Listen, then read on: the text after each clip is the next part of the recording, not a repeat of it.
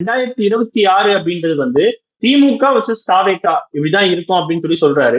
நடுவுல அதிமுக வந்து ஒரு கன்சிடரே பண்ணல அப்படின்னு எடுத்துக்கலாமா இது? அதிமுக அவர்கள் கன்சிடர் பண்ண வேண்டிய அவசியமே இல்ல. அதிமுகவும் இனிமே இங்க வர முடியாது. சீமானே உள்ள வர முடியாது இனிமே தாவேகாவோட கூட்டணிக்குள்ள. ஏன்னா, அவர் ரொம்ப ஓ! தெளிவா சொல்றார். அதாவது தான் முதன்மை சக்தி, தாம் சிஎம் கேண்டிடேட் யாராவது என் கூட சேர்ந்து அதிகாரத்துல நான் பங்கு குடுக்குறேன்னு சொன்னதுனால, என் கூட சேர்ந்து யாராவது வந்தீங்கன்னா, கூட்டணிக்கு வந்தீங்கன்னா, தலைமை நான் தான். தாவேகா தலைமையில் தான் கூட்டணி. தாவேகாவுக்கும், திமுகவுக்கும் போட்டின்றது யாராவது அப்படி வந்தாங்க கீழ தான் நீங்க இருக்கணும். தாவேகா தலைமையில் தான் திமுகவ ஃபைட் அதிமுகவா பண்ணணும்னு இருந்தாலும். அவர் சொல்றாரு. ஆமாமா. அதிமுகவுக்கு அந்த மெசேஜ் போயிருக்கு ஆக்சுவலா. மெசேஜ் தான். அதிமுக இனிமே வரா மாரி இல்ல. அவங்க இனிமே பாஜகவோட ஐக்கியம் ஆயிடுவாங்கன்றதான் என்னுடைய கருத்து. அதுக்கான ஏற்பாடுகள் முடிஞ்சு போச்சுன்றதான் என்னுடைய கருத்து. அஃப்கோர்ஸ் அது வந்து வேற ஏதாவது மேஜரா பிரச்சனைகள் இல்லாத இருக்கக்கூடிய அந்த கூட்டணி அப்படியே தான் போகும்னு நெனைக்கிறேன். பட் இது கிளீனா ஒரு மெசேஜ் என்னன்னா, நீங்க யார் வேணா வாங்க. அந்த கூட்டணிக்கு தலைமை தாவேகா தான். அப்படின்றது தான் அவருடைய பாயிண்ட்.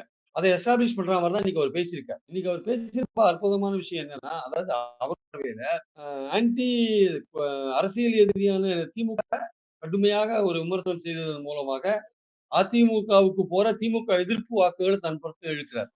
அதே மாரி ம். பார்த்தீங்கன்னா, மத்திய பாஜகவை விமர்சிப்பதன் மூலமாக திமுகவுக்கு போற ஆன்டி பிஜேபி ஓட்ட தன் பக்கம் இழுக்கிறார்.